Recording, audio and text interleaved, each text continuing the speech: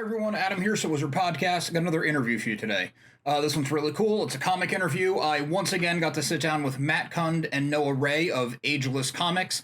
They've been on the show a few times before. They're always putting out new work. These guys are super prolific in the indie comic world. They were kind enough to have myself and my friend on their podcast a couple times to talk about my comic social studies. But this interview is with the newest comic that signed with Ageless Press, created by Chris Barcomb, was also on the interview, called Superior Sam. And this is the latest Superior Sam comic. It's kind of it's an ongoing series, but you don't necessarily need one to get to the other. So they're doing a Kickstarter for Superior Sam, Everyone Needs a Home, that follows more on rescue animals. Each Superior Sam issue tackles a different subject in a kid-friendly way. It's for kids to be able to understand sometimes the tougher things in life, which I think is an incredibly noble pursuit and really cool the way that it's done. Chris has a fascinating story that I would just absolutely butcher here if I tried to recount it. So you should definitely listen to the interview, hear Chris out. We can talk to Matt and Noah about, the comic process, Ageless Comics. It was a ton of fun. We actually talked for way longer than we recorded. I should have just left the thing running because it was a great conversation. Anyway, enjoy the interview. All right. Hey, everyone. Adam here, So Wizard Podcast. I'm sitting down with Chris and Matt from Ageless Press Comics. And Chris, you're the creator of Serious Sam, Everyone Needs a Home. Well, first off, how you guys doing? I'm doing well. Thanks for having me on, Adam. Yeah, thanks for coming on. And Matt, glad to have you back. Yeah, I'm happy to be here. There's been we've been on here a number of times for different Ageless projects, so I'm happy to be back. Yeah, it's awesome. You guys are always putting stuff out. You're deep into comics, so it's cool to follow you guys on social media and stuff to see how much you're very prolific.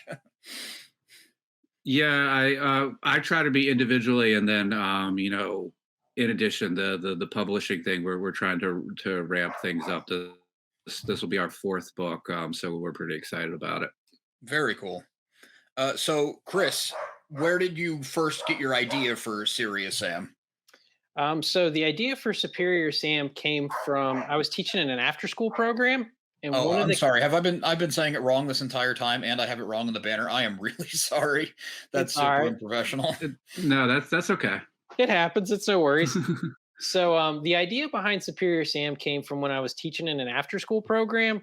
One of the kids that I taught was on the spectrum, and he was a really good visual learner, but not a very articulate person.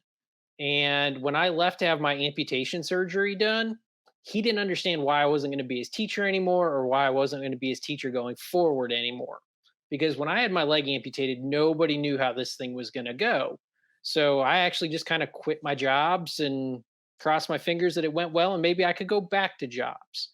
But he didn't understand. So I actually wrote him a little story, and it was Superior Sam. I had tried to find him like a children's picture book or something to explain an amputation to him. I found medical journals and biographies, autobiographies, but nothing really for a child that I could get my hands on. So I just wrote him a little story, and Superior Sam kind of spun out of all of that. That's a really nice genesis. I mean, maybe that's a weird word to use because you went through something, pretty difficult. But that's cool that it kind of came out of this necessity, and then you were able to take that and run with it. Yeah, I really enjoyed doing it. And at the same time, it was therapeutic for me as well, because I was able to talk about what I was going through and also just educate people. Because even to this day, I'll be walking through the grocery store and inevitably will be a little kid. Hey, look. And you'll see the tugging on the pant leg of the parent or the jacket or the purse or something. And they'll be pointing, and it's always, hey, don't point at him. Don't point at him. And it's it's okay. Actually, if they're curious, I write a comic and I just give them my business card. And, I tell them you can go on this website and you can read the comic for free. So if you go on Webtoon Tapas, you can read about it and you can learn about a traumatic amputation. And it's really helpful to a lot of parents to talk to their kids. Yeah, these kind of books, I see them. I mean, I don't have kids, so that's not my world, but I do see these things popping up every now and then. And I think it's so important to do stories, or especially comics, because they're so accessible to kids, to tell them stuff that's not, the same things that they learn in school. There's a huge world out there. So it's good to bring in everything you can. Yeah, it's important to address children, try to expose them to things early on because then it becomes, I don't want to use the word normal, but it just becomes kind of a regular thing for them. They're not shocked by it, and they're not dealing with it later in their life going, wow, I've never seen this. I don't know what this is or anything. Because you'd be amazed at how many adults that I talk to that look at my leg, they look at my age, they look at my short hair, and they go, oh, you were in the military. Nope, wasn't in the military. I was a police officer, but I wasn't in the military. I didn't lose my leg through an IED or something related to that. But just how many times I talk to them, I go, you do realize like people can be born without limbs. Yeah. Like they don't have to just be a trauma. It can be a birth related thing. Because I used to work at an amputee summer camp and the majority were children. And I could probably say with a certainty 90% of them were born like that. They weren't the result of a trauma or anything. So it's a bigger number than people tend to think. It's just we're so used to, images of war and things like that, or trauma or a car accident or something, and people just assume that's where it happens. Yeah, I guess. I mean, I probably would have been guilty of the same thing. If just walking by, I would have thought a similar thing, a car accident or military or some kind of accident. But you mentioned a couple times working with kids, like the summer camp and as a teacher. Were you always kind of interested in educating kids in one way or another? No, well, it's weird. When I was a child and I wanted to pick something to be when I was an adult, it was kind of a combination of a teacher and a lawyer, and I guess a police officer is kind of in the middle. But what I found was being a police officer was, and this sounds dark, and I don't want it to sound the way it does, but like kids are the hope. We should be investing in the youth much more than we are. So, like my wife and I, we have no kids. We recognize though that they are beneficial in trying to make them better people and more educated people and just better than we are, so the world is a better place, especially when they're growing up and things. So I recognized early on, especially in my law enforcement career, like I would deal with, hardcore criminals. Their children would be great people because even they knew that, they don't want their kid to live that life. So they were trying to invest what they could into making their kid a better person than they were. Yeah. Well, that is good that you see that pattern and not the other way around. Yeah, there's no point if you just want to go into a profession, like a first responder profession and only look for the negative, it's there. You need to look for the hope and the optimism of that job. And I always tell people, and this is the same way that I approach Superior Sam. I had a supervisor that said, look, if you help one person for the positive, it is worth all the training and all the money that we put into you. All that I ask is that when you help that one person, you do it over again. And that's the approach with Superior Sam. And I know Matt's the publisher, so like this sounds funny to say, but if I only sell one copy, but that one copy makes a difference to that person that bought it, or it means something, then that's fine with me. I don't care. And Yeah, that's the approach that I take. that's good. Not that I don't want your comic to sell, but it sounds like you've already helped the one person when you created it for the one specific kid. Yeah, I never really understood. Like he was hard to gauge, like how he appreciated it. But I remember early on, I did a public speaking appearance, and I do a lot of anti-bullying and judging people based on appearances, kind of things. And there was the school that I was at. There was a librarian, and she said, "Hey, my son is coming in. He's got some health problems, and I want to recall. I think she said he had MS." And he's really embarrassed, and it's going to be hard for him to listen to you because you're disabled and he doesn't want to be disabled. And I got through the presentation, I was doing the Q&A, and I didn't know who her kid was. I had no clue. He wasn't in a wheelchair, anything noticeable. Kid just raised his hand. I called on the kid and he goes, I just want to tell people that I have MS and I'm really nervous about people laughing and making fun of me, and I just want to be friends with people still. And his mom is over there crying. I figured out immediately when she started bawling who it was. The kid is over here talking about it, and his friends in his classroom are just, they don't really know what it is, but nobody's making fun of him. Everyone's kind of accepting him. And I was lucky because several years later, I went back to that school. He was in the sixth grade now. I think when I first met him, he was in the second or the third grade, but he was in the sixth grade. And he was like one of the most popular kids in school. He's in a wheelchair now, but everybody in the school knew him. He had friends. He even told me he had a girlfriend. Yeah, that's good. It's really cool and like kind of profound for you to be doing those kind of things and seeing these. I mean, I can only imagine to see the responses and stuff that you get like that. Like it's kind of what you would want it to be. And I imagine that's not 100% of kids, but the fact that you are getting through is really awesome. Yeah, I mean, I've had instances where I've gone to school and I've talked about not picking on kids, and then 5 minutes later, there's a fight in the hallway. Hmm. And I'm kind of looking at the kids going, really? Like, I was just here. I just talked Yeah. to you about this. And then I've gone to schools where, I had a girl that came out that admitted she was blind in one eye and nobody knew, not even the school staff knew. And I've been to school where I've had kids that I've arrested, parents whose I've arrested. I actually did a school presentation with a high school kid that I arrested. And he and I, that's the thing though with being a first responder is, and if you're doing your job right, we had no issues during any of that. He was very respectful. We cracked some jokes, not about him or his experience, but like he just participated like everybody else because I treat everybody the same way. It's just like the golden rule: treat people as you want to be treated. And Mhm. I'm lucky to meet all these people and to have all these experiences and to hear all of these stories. And it does make me feel good. It's a very weird thing and it's a humbling thing because I really want people to get more from this than I ever get from it. And if it does that, then that's a great thing. Yeah, absolutely. It's humbling's a really good word. I mean, again, I can imagine I have not had your experiences, but it's just to process it all. It's very very. I love that there's people like you who do this kind of stuff because I think it's very important, especially now with not making sides, not getting political or whatever. But the news is always a mess. Social media is always a mess. Like you see horrible things all the time, so you have to shine the light on those positive things.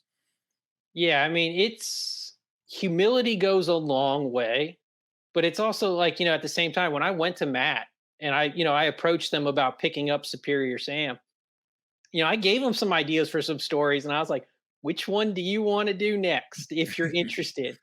And it was one of those like, all right, me, because we had just kind of done like a super, I guess you could call it political issue, the prior before it. So Mhm. it was like, okay, let's go, not necessarily away from, a cause, but let's maybe, do this one, which is the everyone needs a home. And then the next one, maybe we'll look at this idea and look at that idea. Like, but I try to write about a lot of different topics. And the funny thing is you can write about a lot of things that you don't think kids are going to understand. They understand it perfectly. And the thing that they want is to just be treated like an adult. Hmm. And sometimes they may not fully grasp a thing, but when you talk to them about it and you do it on a level they can understand, they respect you and they respect the subject much, much more.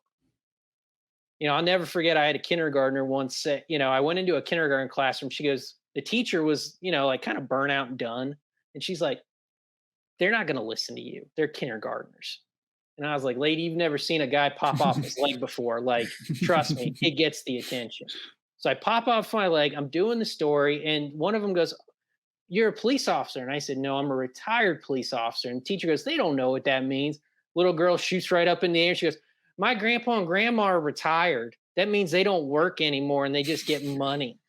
And I was like, I'm kind of sitting there with a sarcastic look, kind of going, Yeah. yeah. So Maybe she should find a new profession. I get in trouble when I say that. So I don't say that anymore.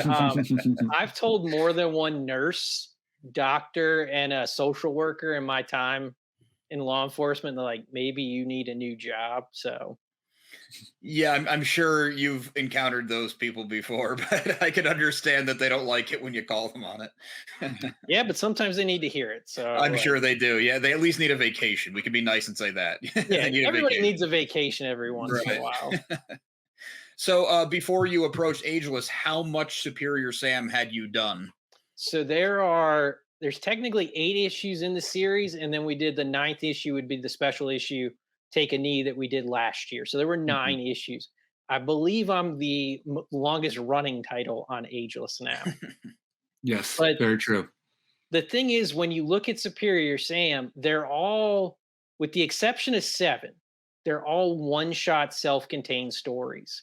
And the only reason I exclude 7 is because you need to have at least an idea of the characters, like at least Superior Sam, because that's the death and the grief issue. No, I didn't kill a kid in the issue. I always give that disclaimer. But we talk about death and we talk about grief. And if you don't really know, you could figure it out by reading. But if you don't know like who the character is, it doesn't make as much sense. Mm-hmm. So I always tell people like, if you're going to read 7, you probably want to read something else. But if you read anything else, you're perfectly fine. You know, you don't have to figure it out. That's why, you know, it was easy to approach Ageless because the first 7 are kind of the main arc, and everything now is just kind of little independent one-shot stories. So you don't need to know anything. These are just his adventures in a self-contained issue. Mm-hmm. Was that your conscious plan from the start? Like, I want to make a bunch of these, but I don't want them to necessarily have to connect. Well, I looked at it. The only thing that was conscious was that I wanted them to be self-contained. I looked at, you know, as a child growing up buying comics and having like sporadic access to them. So like anytime you did a cliffhanger, it was kind of disappointing because I was probably never finding the end of that. Mm-hmm. So, but I also looked at like the attention span of children nowadays. You know, my wife's a counselor, so we've got a little research in our house. You know, so I wanted to make self-contained short stories. So if they never came back, they at least got the moral or the theme of the story. And then with it as well, I, you know, because I write for kids and there's an audience of people that are in the hospital that read my books, if only one of them applies to them, I only want them to feel like they're obligated to buy one. I don't want them to feel like they need to buy everything. And I don't want Mm-hmm. anybody to feel like they have to buy everything. You know, buy the one that suits you. Just if you buy 7, you might want to pick up one. Right. That makes sense. And again, it's a really smart approach because as a kid, I felt that same thing. With, you know, I'm probably never going to find issues 1, 2, 3, and 4. I just found this one at a garage sale or whatever. So Mm-hmm. I like that approach for the comic aspect of it, but also what you're talking about with the kids, where yeah, this kid's going through this thing. They don't necessarily need 7 others. If they want them, awesome, they're there. But Yeah, I try to tell people sometimes, I'm like, when you read Superior Sam, not every comic book is happy. So not every issue is going to be for everybody. mm-hmm. You know, and when you're dealing with kids that, you know, have medical issues and, you know, or dealing with, you know, like death and, you know, how to cope with it and things like these are tougher subjects. So having some light issues and having some, you know, heavier issues, it's a good balance. But at the same time, you know, letting them just pick and choose which ones they want to read works as well. Like, I'll be honest with you, number 1 is the most popular issue. Even like is from a perspective of like, I spent 30 minutes at a con talking to somebody, they'll pity buy number 1 just because they spent 30 minutes with them. But 1 is the most popular. But number 4 is almost as popular as number 1. And that's because that's where the first girl superhero in the whole book comes in. And I have a wide variety of people that are constantly like, you know, we want more Viva Fox stories. She is one of the most popular characters in the series next to Sam himself. Wow, So that's great. And that's good to put out there too for people looking for that. So with your, I mean, obviously your concept, you were totally alone in that. How far do you go? Do you do all the artwork and everything as well? no, so I'm the writer and the creator, and if you're lucky enough to get some horrible pencil sketches of what I think a page layout should look like, that's about the extent of it. So I'll write a script, I'll lay it all out. I do put like image work into my scripts. Like I'll tell you what I envision the page to be like and what I think the panels should look like. But I work with an artist. I've worked with 2 artists over the course of Superior Sam. Yarfe Azami, who lives in Indonesia, he did the first 7 issues. And then now I work with Josh Nickerson, who lives in Atlanta, and he's done issues number 8. He's done Take a Knee, and then he is the perspective artist. If and when we fund, Everyone Needs a Home. Mm-hmm. So Josh is the current series artist, and then Noah just came on as the letterer for the series because normally Josh or Yar Azami, I call him Azami, they did all the lettering and everything too. So Noah, are you taking over from here forward, or have you gone back? I've not taken over the series completely yet. My goal is to replace everyone, including Chris, eventually. But lettering is the first step on my slow rise to power of Superior Sam. There you No, go. right now it's just everyone needs a home. I'm lettering, and I'm really like I'm. What everything that Chris said is like about the books. Like you heard how great the series was, so I was just excited to work on it, and I offered to letter since I'm a part of Ageless, and I was lucky enough that Chris accepted my offer to letter the book, and I've really been enjoying it. Excellent. Well, Noah's coming for it. I mean, I get some of his lettering. He's like, "Hey, this fits in the bubble better, so I'm going to put this dialogue." And I'm like, "I see what you're doing over there." My editor is like, I'm cool with it, but I know Jason. Jason's like, "That's not what the script says," because we do have an editor. I work with Jason Jones outside of all of this as well. But Noah was a great find because Josh and I were talking, and Josh is very busy in his own career and things, and was like, kind of need like a little bit of a break. Like I can't do everything. I'm busy. So Noah was a nice way to go to Josh and say, "Hey, if you don't have to letter the book, does that help you out?" Mhm. And he was like, "Yeah, that really helps me out." So Noah was a great find. Plus, I've seen his lettering in Dino Thrashers and all that already, so I knew Noah was going to be able to do it. So Yeah, and one of the things Noah's to go along with this, Noah's lettering some other stuff for me, and sometimes you just turn stuff over to a letterer, and it's just like word for word what you put in the script is going to show up there. But Noah, like Chris said, will trade some notes with you and be like, maybe we can tweak this here or move this here and stuff like that. So it's not just sort of handing over words on paper and Noah's putting them into balloons on the page. There's thought, and it gives us a little chance for a review process there, which is nice.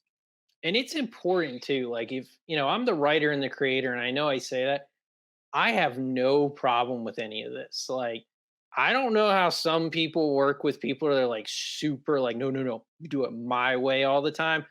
Josh will blow me away with panels. He'll just send me a message and be like, "Hey, I cut this whole panel out. I moved this dialogue here. Like, we didn't need this. It's good. I want a full page splash." And I'll be like, "All right, man, whatever." And then, Yarfei was the same deal. He'd be like, "Hey, I need more room on this. Can we like change something or like the perspective?" They're the artist. I'm the writer. I know what I like, but like this is what they do though. So you Hmm. should be listening to them if you're paying somebody to do this because they're usually if you're giving them that control, you're going to get a better product out of it too. Yeah, I was going to ask if you find that part of the collaboration fun, where you're kind of creating it in a bubble, your first draft or first couple, whatever, and then you send it out to your team, and it's what you created, but it evolves. So it Yeah, sounds like you already answered that. I do. I really enjoy it every time, okay, I'll be honest. I don't enjoy when I send the script to Jason because I know I have the grammar of like a 5-year-old. So I know there's going to be a lot of red marks in like Google Notes, like, "Hey, fix this punctuation here." Like, and I'm kidding. Like, I love Jason. Like, he does a great thing for the comic, but like, he's the one where I kind of open it and I'm like, "Oh man, I really thought I got all the grammar on this page right." But no, when I open up art, like I'm super excited every time. And whether it's Yarfe or Azami or Josh, like I'm excited when either one of them does it.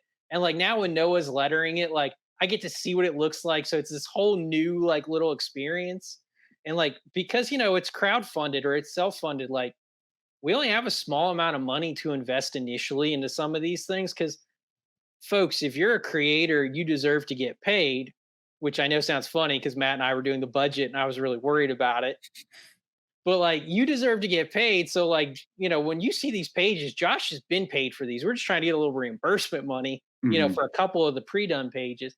But he deserves his payment and everything. So, like, I want them to get what they want, but I also want them to have fun with it because if they don't like it, they're not going to plug it either. You Mhm. know, Yeah. I was super proud when I went on Josh's website and he had said, creator of Melancholy, which is a big webtoons comic. But then next to it said Superior Sam. I was like, oh man, he actually likes what he does. That is nice, and keeping that collaboration will keep people. You'll be working together. Where if you were kind of a taskmaster and they weren't into it, it was a job. They'd probably bail for something else at a point. And you Yeah. got to worry about your reputation too. Like you start getting like certain reputations in anything in life. And that's how you get known by. And then when you need something, it's harder to find somebody. Hmm. Very true. Yeah, that could stop your project before you want it to stop. Yeah. So to rewind a little bit, just because it's this big evolving thing, and it's awesome that it's growing. But when you did that very first initial one, did you have any plans of like, well, I'm doing it for this kid for this specific thing, but I can also take it into the wider world? So I wrote the story. Actually, one of the first people to read it was my counselor. Um, and she really liked it. And she was the one that said, I think you should shop this around. So I shopped it around right as I was I was coming out of the hospital from my leg amputation. It did get picked up as a book, but then the publisher went bankrupt and embezzled all the money. Kind of a long story. Luckily, I owned all the rights, so we made it the comic book. But what I realized was this was a chance to have a platform and to try to spread a message. This message of different is okay, and that's what my slogan is with the comics is different is okay. And I realized this is a cost, if you're self-publishing a comic, you're usually not making any money. You're probably losing money, to be honest with you. So you've got to have a passionate reason for doing it. And my wife and I have discussed it. And it's what I told you, it's an investment in the future. If I go to a nursing home, I want that kid to be like, maybe he never puts two and two together, but he's like, hey, I read this comic and it says I should be nice to people. So, he decides to help me down the stairs, not push me down the stairs. Yeah, back to just putting some good out in the world. Yeah. But yeah, I never saw this as anything else. Like, I was at Heroes this weekend, and some lady's like, I have some connections with Netflix, and I was like, okay, yeah, I never thought this would be on Netflix, but okay, yeah, sure. Yeah. If you want to talk, we can talk. Absolutely, yeah, that's awesome. So Matt, when this project came across your desk, Yeah. what were your initial thoughts on it? Because Ageless does kind of books. I don't want to say all over the place like a negative thing, but you're not just like we just do this. Like you guys are branching out. Yeah. So a little bit of the backstory is I knew Chris previous to the submission. We had been online friends sort of through the COVID era, doing Zoom calls. He had been a guest on our podcast. He worked at the comic shop that Noah used to work at. So we were just trading messages. He's a big art fan, as the three of us are. So we would, somebody would buy something. We'd be like, hey, look what we got. And, everybody would be like, oh, cool. Or, oh, I'm super jealous. I wish I would have got that. So I've known Chris for a while, and I knew Superior Sam. So when we finished up Mossvale, no, I think we had just finished up a podcast or something. And he was like, hey, I've been talking to Chris, individually about bringing Superior Sam to Ageless. And it was almost like a no-brainer that to work with somebody that I had so many interests, and got along with prior to this, we had a friendly relationship, and, we finally got to meet in person last weekend. It was a no-brainer. And, I had known the Superior Sam. I had backed previous Kickstarters, so I knew the quality of the work. So very easy to give it the check mark of, yeah, we're going to go forward. And, we have another partner, Brett Murphy. We ran it past him, and he gave it the go for it as well. So it was a pretty easy decision to make. And then again, you've heard some of this, some of the life story or the anecdotes that Chris can add to these children's comics are pretty incredible. So to be part of that as well was another reason why we had to give it a go. Absolutely, yeah. Because looking through the Kickstarter and stuff, my initial impression was, oh, this is great. I love the idea of comics for younger readers, and it's not just superheroes. It's not just for guys our age who grew up on them. It's also for kids, and it's cool when you can entertain them and teach them something. But now, Chris, with all of your actual life experience and practical experience in your careers, it's just this whole complete picture now. Like it's fascinating, and it's amazing that you are channeling it into this. Yeah, I mean, thank you. Like I said, I always get humbled by any of this. Like, it's always something, but it's kind of weird because, at the same time, like, some of this was very therapeutic, and I have gone through a lot in my life, and I do look back, and there are dark times in my life, but there's a lot of positivity, and Sam is always one of those positive things that I always have going forward. I always joke with my wife. I'm like, hey, if I ever, if something ever happens, you got like 20 plus stories that are unpublished that are in various stages of finish. Feel free to do what you need to do with them. So, Yeah. Is she part of the creative process? so my wife is the loose basis for Viva Fox. She picked out the character, her costume, the colors. She actually based the character off one of her girlfriends, like her actual look and everything. But like the character is based off of my wife, and she proofreads it, and she tells me like, Chris, that's a little like too political or a little too on the point. Like maybe we should do this or you should do this. I'm like, okay, I'll put that in the file of maybe down the road scripts or synopsis, and then like, okay, but like it's great to have somebody to run it past. But I'll be honest with you, if you really want to know who my most creative collaborative partners are, it is the cats in my life. They are the ones that have been there as I've written everything in various parts, because it's not always the same cat, unfortunately. And those are the people that I kind of talk to the most, or I'll look at it and go, hey, how's this sound? If cat gives you a response, you're doing good. If cat doesn't give you a response, it's like, all right. If I want the cat to say yes and the cat doesn't want to say yes, so just go get the bag of treats. There you go. It's an easy test audience. Why don't we talk about the Kickstarter itself? Because Matt and Noah, you guys, it seems like you just kind of live in Kickstarter world. Every time I talk to you, got another one going on, which is awesome because it's a tough thing to crack. So what are your kind of offers and the rewards, and what are you putting out there? There's a lot of stuff that you would normally expect, digital copies, physical copies. There's a back catalog of the Superior Sam stuff. Our last campaign for Mossvale was pretty successful. So what we did here was Noah did a variant to Mossvale that we're going to include in this campaign. Sort of our hope is, either if you're new or you're a completist and you were part of Mossvale and you want that variant to go along with your collection, that's something to bring that audience over. Or if you just, you see the new shiny variant and that's what you want, that's another thing to do. So it's pretty basic. There are abilities to have your pet drawn into the comic.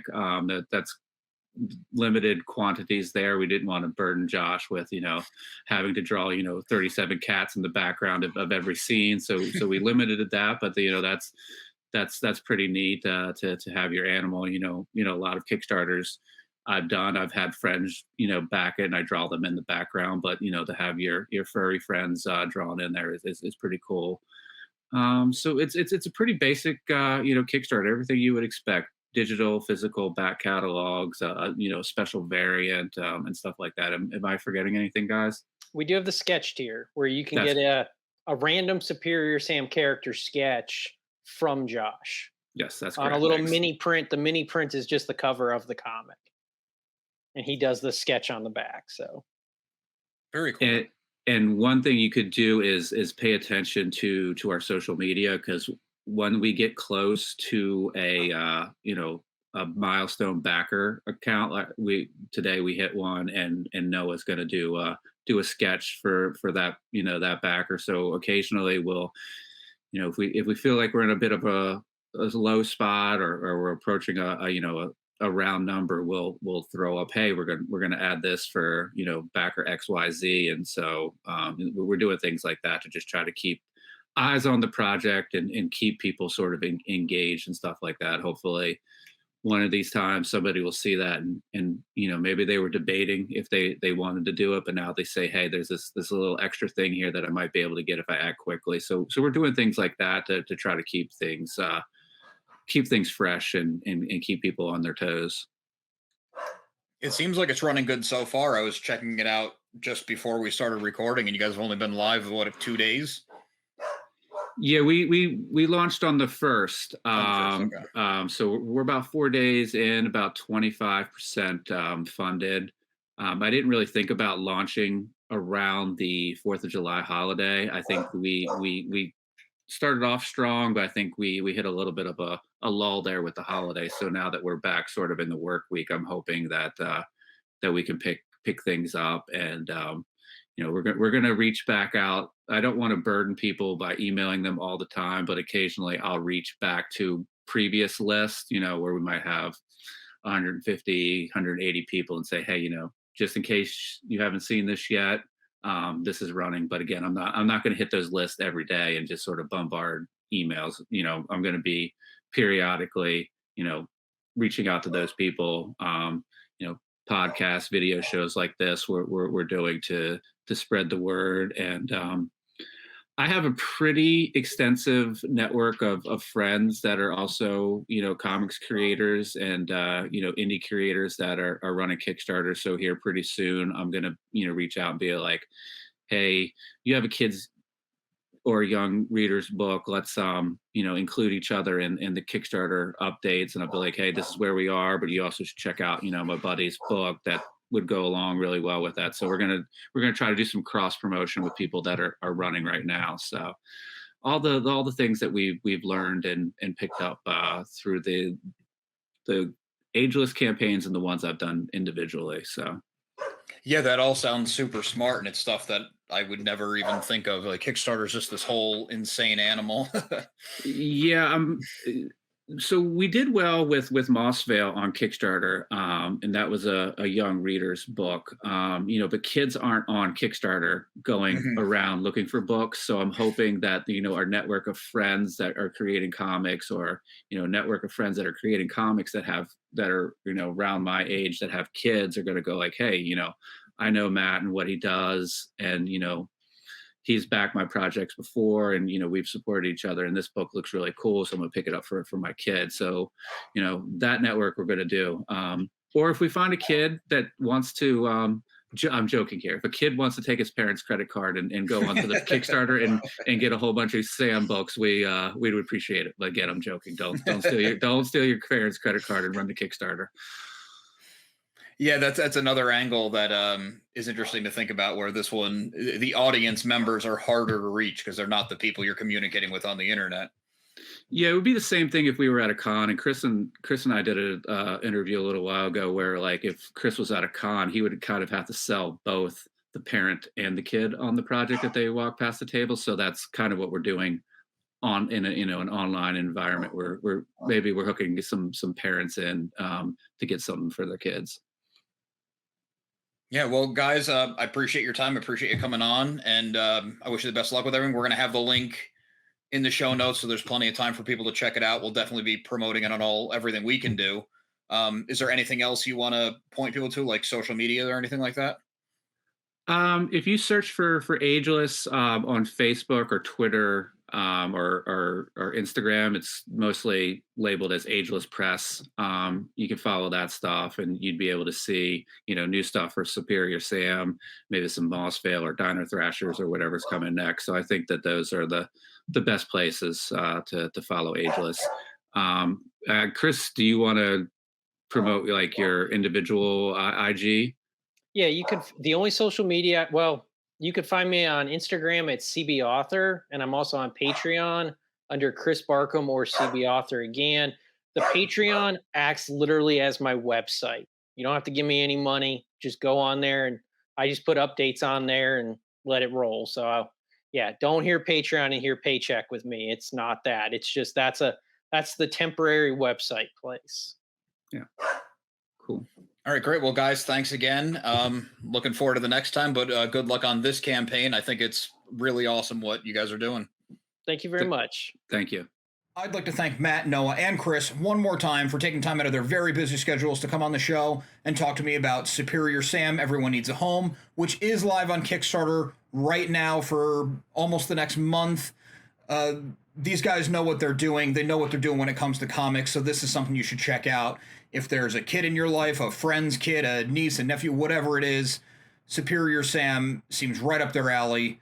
It's a very cool thing they're doing, and they have some super cool perk rewards. One thing that we forgot to mention in the interview, but I thought it was a great idea for a comic of this nature, really for any comic, but especially a comic of this nature, is they're doing a buy one, send one perk tier where you can buy yourself an issue of Superior Sam and then choose where another one gets sent. So, that's just one of many. That one just really stood out to me as a brilliant move. So make sure you check it out. The link's going to be in the show notes.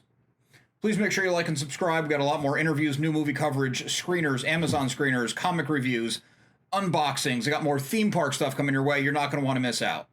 Make sure you listen to So Wizard Podcast every single week, wherever you get your podcasts. SoWizardPodcast.com is your resource for reviews, recommendations, videos, merchandise, and more. So Wizard Podcast can also be found on Patreon, where for as little as $1 a month, you get multiple monthly bonus shows. And we love hearing feedback, so drop some note in the comments, leave us something in social media. All the accounts will be found after the show and in the show notes. And on a more personal note, speaking of comics, a good friend and I have an ongoing comedy comic series. It's called Social Studies. It's kind of a coming-of-age / slice of life. Follows a group of friends through high school while they're dealing with all the insanity of high school, with all that ridiculousness, but also figuring out who they are. We write it like a sitcom. We keep it light and fun. We got 9 issues available now. 10 and 11 are just waiting at the printer because there's supply shortages everywhere. We've even been looking for new printers to try to get everything done more domestically.